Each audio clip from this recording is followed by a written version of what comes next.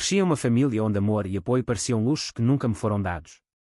Quando criança, não lutei apenas contra a epilepsia, lutei contra o peso esmagador da rejeição e do estigma dentro da minha própria casa. Meus pais, as mesmas pessoas com quem eu deveria ter contado para me amar, me tratavam como um fardo, uma esquisitice que mal conseguiam tolerar. Ainda me lembro daqueles momentos em que entrava em uma sala e o ar mudava. As conversas paravam. Era como se eu fosse invisível, ou pior, indesejada. Aos 14 anos, após anos de dor oculta, fiz algo que meus pais chamaram de imperdoável. Fui expulso da escola, e eles reagiram-me trancando em casa e me expulsando de casa para morar com minha avó. Ela foi a única que me fez sentir vista, a única pessoa que realmente se importava com o fato de eu ser mais do que meus diagnósticos. Mas, por trás daquela fachada dura, havia uma alma despedaçada por anos de negligência, desesperada por amor e aceitação. Antes de começar, deixe um comentário abaixo, diga de qual cidade você está assistindo. Aproveite o vídeo. Esta história não é apenas sobre traição e desilusão amorosa. É sobre a longa jornada rumo à cura, o crescimento em meio à desolação e a escolha de retomar a minha vida. Junte-se a mim enquanto descasco as camadas do meu passado para revelar porque, depois que meus pais bateram à minha porta anos depois, pedindo minha ajuda e minha herança, permaneci firme com apenas uma condição. Esta é a minha história de resiliência, autoestima e a difícil lição que tive que ensinar àqueles que me abandonaram sobre orgulho e perdão. Desde que me lembro, sempre houve uma divisão crescente na minha família, a linha invisível que me separava dos meus pais e do tipo de amor que eu os via dar ao meu irmão mais velho. Começou sutilmente, quase como uma sombra se infiltrando no fundo da minha vida. Quando eu tinha uns 6 anos, notei como os olhos deles se suavizavam para ele, suas vozes se tornavam mais ternas quando falavam com ele. Mas sempre que eu estava por perto, a luz parecia diminuir, as conversas silenciavam abruptamente, e seus sorrisos pareciam forçados, como se estivessem apenas tolerando minha presença em vez de acolhê-la. Rapidamente aprendi que eu era diferente, não apenas por causa da epilepsia diagnosticada na minha infância, mas porque era tratada como um fardo, uma verdade incômoda que meus pais não estavam dispostos a encarar. Meu irmão, 3 anos mais velho e normal aos olhos deles, era a criança que eles elogiavam e incentivavam, enquanto eu me sentia como o erro do qual se arrependiam. Essa percepção foi uma lâmina fria e afiada cortando a inocência da infância. Na escola, esses sentimentos me perseguiam. Às vezes, eu ouvia crianças sussurrando pelas minhas costas, me chamando cruelmente de aberração, palavras contra as quais eu não tinha defesa. Mas a verdadeira dor vinha de casa, essas palavras ecoavam lá também. Certa vez, minha mãe murmurou baixinho que desejava que eu nunca tivesse nascido, uma frase dura demais para qualquer criança suportar. Meu pai evitava me olhar diretamente, como se eu fosse uma tempestade no horizonte que ele não conseguia superar. Fiquei sozinha, navegando no caos das minhas condições médicas enquanto tentava entender por que as duas pessoas que deveriam me proteger me faziam sentir tão indesejada. Lembro-me de noites em claro, olhando para o teto, com o coração se partindo silenciosamente enquanto tentava entender como o amor podia ser tão condicional, tão frágil. Minha avó foi um raro ponto positivo naqueles dias sombrios. Sempre que eu a visitava, havia uma compreensão silenciosa em seu olhar gentil, um calor que me dizia que eu não estava sozinha, que ainda era digna de amor. No entanto, até mesmo seu apoio era atenuado pela realidade de que ela era uma mulher mais velha com limites, e eu estava me tornando um fardo pesado demais para ela carregar sozinha. Essas emoções emaranhadas, confusão, tristeza, raiva, formaram a base da minha juventude. A dor de ser indesejado causou mais danos do que qualquer doença. E, à medida que me afastava cada vez mais da luz do afeto dos meus pais, preparei-me para o inevitável ponto de ruptura. Esse ponto de ruptura veio com toda a força de uma tempestade, me levando por um caminho que mudaria tudo. Mas antes de me aprofundar nisso, quero que você entenda de verdade a gravidade do que significa crescer sentindo-se tão profundamente sozinho em um lugar que deveria ser um porto seguro. Quando você cresce se sentindo invisível, sendo ignorado pelas mesmas pessoas que deveriam te amar incondicionalmente, algo dentro de você começa a se romper. Essa era a minha realidade. Eu era uma criança sobrecarregada não apenas pela epilepsia, dislexia e TDA grave, mas por uma verdade de cortar o coração. Eu não era vista, não era ouvida e não era amada pelos meus próprios pais. A indiferença deles não era apenas negligência, era como um vento frio constante me empurrando para um isolamento ainda maior. Ao entrar na adolescência, a solidão e o desespero se transformaram em raiva, um fogo selvagem e desesperado queimando dentro de mim. Eu não sabia como fazer com que me notassem, como fazer com que se importassem. Comecei a me comportar mal. Na escola, parei de tentar. As notas não significavam nada quando ninguém em casa se importava se eu tinha sucesso ou não. Se eu conseguisse chocá-los, se conseguisse falar alto o suficiente para forçar a atenção deles, talvez eles me vissem. Lembro-me da primeira vez que fiz birra em casa. Gritei até a voz falhar, bati portas, Fiz tudo o que pude para romper o muro de silêncio que haviam construído ao meu redor. Mas mesmo assim, a reação deles foi gélida. Reviraram os olhos, sussurraram que eu tinha ataques e me disseram para ser normal. Essas palavras não eram apenas de desdém, eram um tapa na minha cara. Meu irmão observava tudo isso se desenrolar. Às vezes, desviava o olhar, outras vezes, seus olhos se enchiam de uma tristeza silenciosa que eu não conseguia compreender completamente. Ele era a criança de ouro, fácil, mas mesmo assim parecia preso em seu próprio desamparo, dividido entre a lealdade aos nossos pais e uma silenciosa compaixão por mim. Ele era uma sombra importante na minha vida, nunca se pronunciou por mim, mas também nunca me machucou ativamente. A direção da escola começou a ligar para os meus pais com cada vez mais frequência. Cada ligação era um apelo silencioso por ajuda, por intervenção. Mas, a cada vez, a resposta era a mesma, um suspiro, um dar de ombros, um olhar de decepção e, em seguida, nenhuma ação real. Disseram-me que eu estava perdido, mas ninguém perguntou o porquê. Ninguém tentou tocar a parte de mim que estava sofrendo. Aquela tempestade crescente dentro de mim culminou em um dia que jamais esquecerei. Foi o dia em que decidi cruzar a linha, fumando um cigarro no meio da aula, mostrando o dedo do meio para a minha professora. Aquele momento foi um grito primitivo e doloroso que dizia: estou aqui. Eu existo. Mas, em vez de obter ajuda ou compreensão, fui recebida com fúria.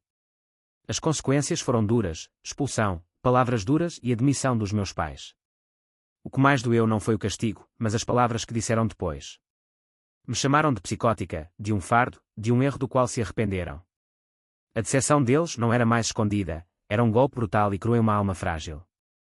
Pela primeira vez, eles desejaram abertamente que eu nunca tivesse nascido. Em meio a todo esse caos, minha avó permaneceu um refúgio tranquilo. Ela não tinha todas as respostas e não fingia que a vida era fácil. Mas ela me viu, realmente me viu, em toda a minha bagunça e confusão. Suas palavras, embora às vezes tingidas de preocupação, eram como remendos em tecido rasgado, consertando lentamente partes de mim que eu considerava irreparáveis. Nesse turbilhão de rebelião e rejeição, aprendi algo doloroso e profundo: às vezes, para ser visto, você precisa quebrar. Mas o que vem depois desse rompimento é o que define você. O dia em que minha vida se abriu não veio com um aviso ou um sinal, veio como um golpe brutal e frio. Eu estava em uma espiral, perdida em uma tempestade de raiva e mágoa, mas ainda me agarrava a uma centelha de esperança de que, de alguma forma, meus pais me veriam, talvez até me perdoassem. Essa esperança se despedaçou no momento em que eles se postaram diante de mim e me disseram para arrumar minhas coisas. Minhas mãos tremiam enquanto eu enfiava meus poucos pertences em malas surradas, com o coração batendo forte numa mistura de medo e descrença. Meu irmão e minha mãe fizeram as malas em silêncio, com rostos indecifráveis, enquanto o olhar do meu pai evitava o meu. Dirigimos em silêncio, o peso das palavras não ditas pairando pesadamente no carro. Quando chegamos à casa da minha avó, meu peito apertou. Pensei que aquilo poderia ser temporário, apenas um momento para se acalmarem, uma chance para eles perceberem seus erros. Mas a verdade me atingiu como uma facada: eu estava sendo abandonada. Meus pais não me queriam mais. Suas palavras foram mais cortantes do que qualquer ferida: eu era uma aberração, um fardo que arrastava a família para o fundo. Meu irmão, perfeito, normal, era o filho que eles realmente queriam. Ouvi-los usar a mesma linguagem cruel que os valentões da escola usavam para me isolar foi uma traição devastadora. As pessoas que deveriam me proteger eram os piores valentões de todos. A casa da minha avó, outrora um refúgio repleto de aconchego, de repente pareceu um campo de batalha. Ela estava mais velha, cansada, insegura. Eu podia ver em seus olhos o conflito, amor por mim, mas dúvidas sobre sua força para me acolher. Por uma semana, ela se conteve, lutando com a enormidade do que me acolher significaria. Sua hesitação me dilacerou, um novo tipo de dor, medo de que até mesmo a única pessoa em quem eu confiava pudesse se afastar. Mas, nos momentos de silêncio, ela me mostrou algo mais: honestidade. Admitiu que não estava pronta, que não esperava por aquilo, mas viu a verdade por trás da minha raiva e das minhas lutas. Viu os danos causados não pelas minhas doenças, mas pelas pessoas que deveriam me nutrir. Essa honestidade, crua e imperfeita, tornou-se a base de um novo começo frágil. Não posso dizer que a perdoei por não ter intervindo antes, mas a perdoei naquele momento. A vida a forçou, assim como quebrou a minha. E ali, em meio à incerteza, fiz uma escolha, a escolha de parar de implorar por amor daqueles que nunca o tiveram de verdade para dar, e de construir uma vida onde eu pudesse ser vista e aceita como eu era.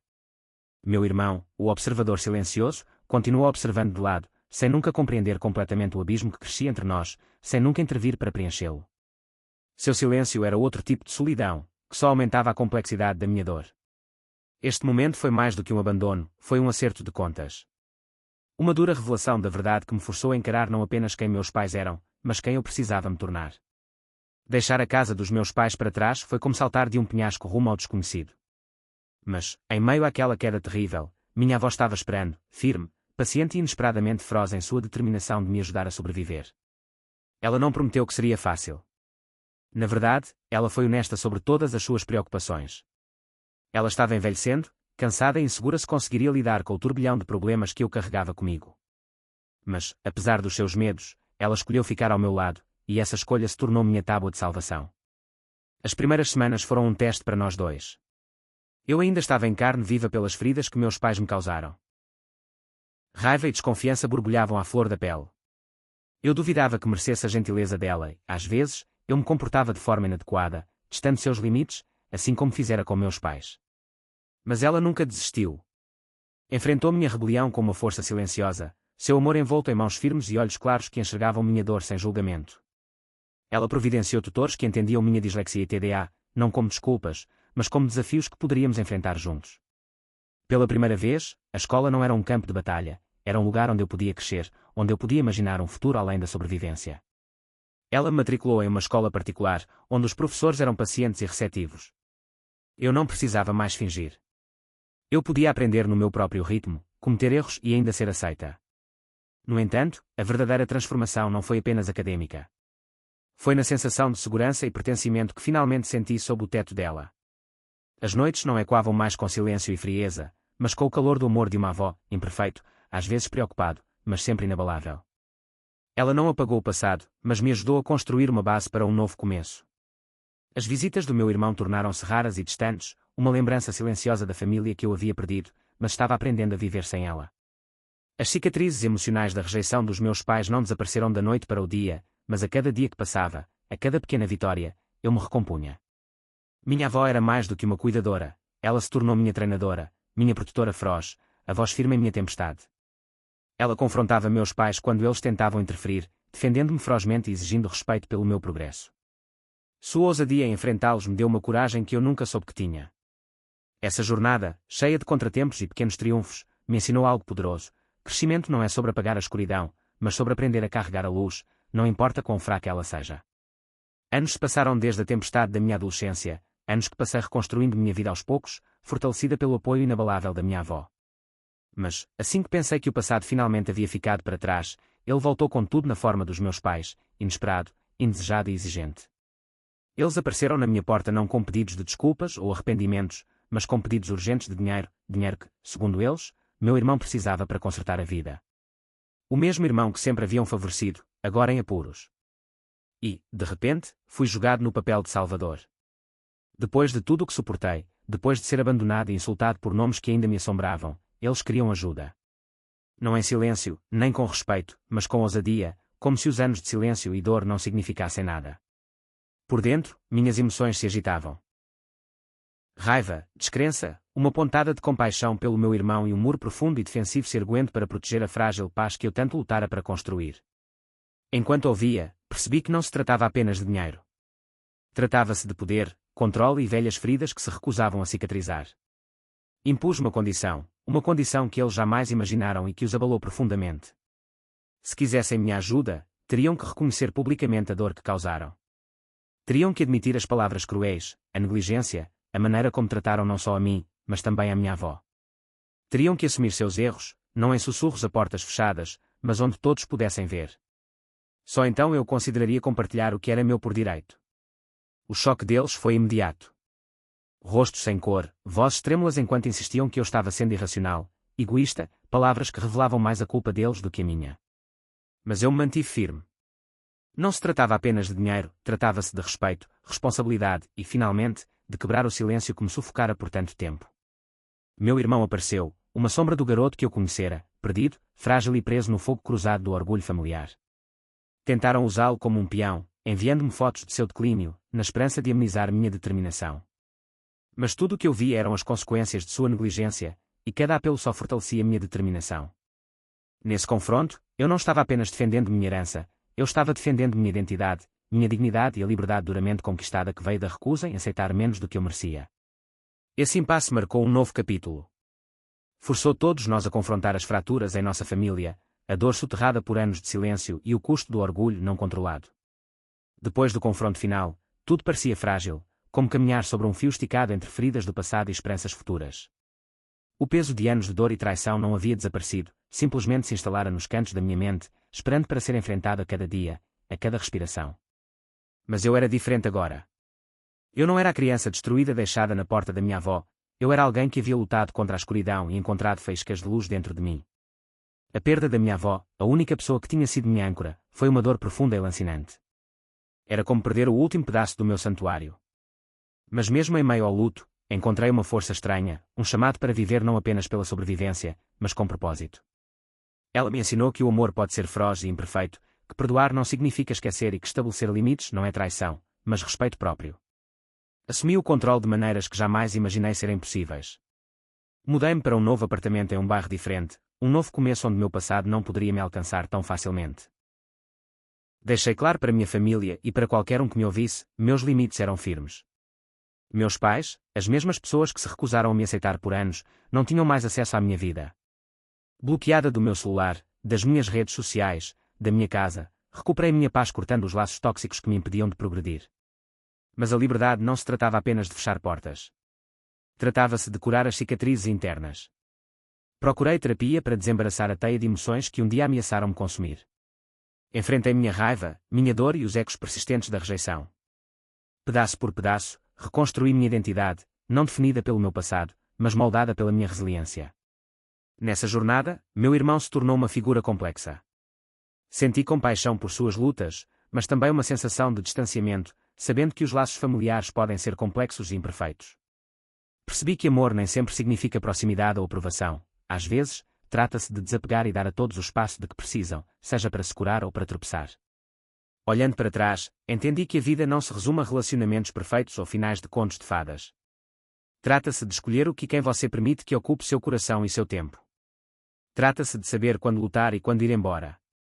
Esta história, a minha história, está longe de terminar. É uma prova do poder da autoestima, da coragem de encarar a dor de frente e da esperança de que todo fim pode ser um novo começo. Obrigado por ouvir. Se esta história o tocou, ou se você enfrentou suas próprias batalhas, compartilhe suas impressões nos comentários. Conte-nos de onde você está assistindo e não se esqueça de se inscrever para receber mais histórias que nos lembrem. A cura e a liberdade estão ao nosso alcance, não importa o passado. Esta não é só a minha jornada. É a nossa. E juntos, seguimos em frente, mais fortes, mais sábios, mais livres.